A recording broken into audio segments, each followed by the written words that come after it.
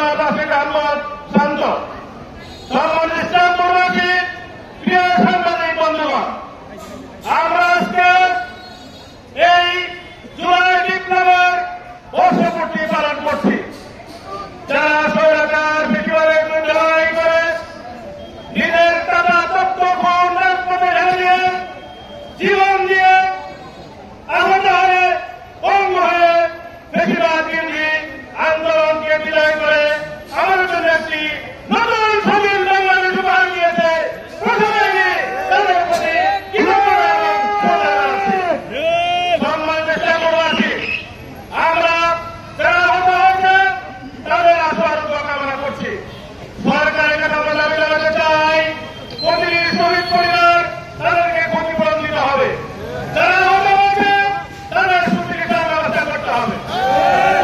ইসলামপুরবাসী, আমরা এই জাতিকে আহ্বান জানাতে চাই, বাংলাদেশে অর্থের কোন অভাব নেই।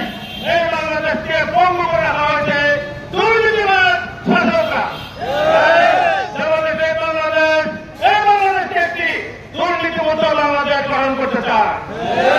বাংলাদেশ জামাত ইসলামী এই দেশকে একটি চাঁদাবাজ মুক্ত সন্ত্রাসমুক্ত রাষ্ট্র গ্রহণ করতে চায়।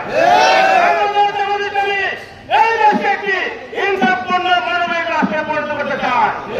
বাংলাদেশ জামাত ইসলামী এই রাষ্ট্রটিকে এমন রাষ্ট্রে পরিণত করতে চায় যেখানে শ্রমিকের অধিকার প্রতিষ্ঠিত হবে, নারীর মর্যাদা প্রতিষ্ঠিত হবে, যেখানে পেশাজীবীদের অধিকার প্রতিষ্ঠিত হবে, সুখী মানুষের গরিব মানুষের অধিকার প্রতিষ্ঠিত হবে, মানবিক মূল্যবোধ প্রতিষ্ঠিত হবে, মানবাধিকার প্রতিষ্ঠিত হবে।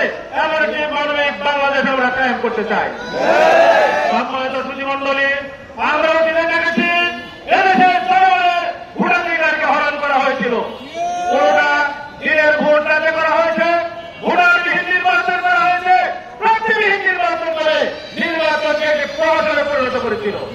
আমরা ভোট দিতে পারি নাই, তাই আমাদের মূল দাবি হল নির্বাচন ব্যবস্থাপনাকে সংস্কার করে নির্বাচন দিতে হবে।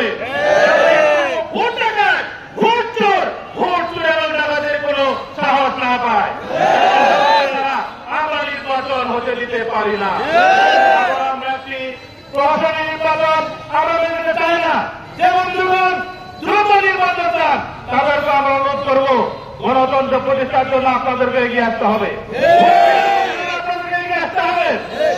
নির্বাচন এই দেশে আর হতে দেওয়া হবে না ইনশাআল্লাহ। সংগ্রামী ভাইগণ, আমাদের এদেশের মূল সমস্যা হল দুর্নীতি।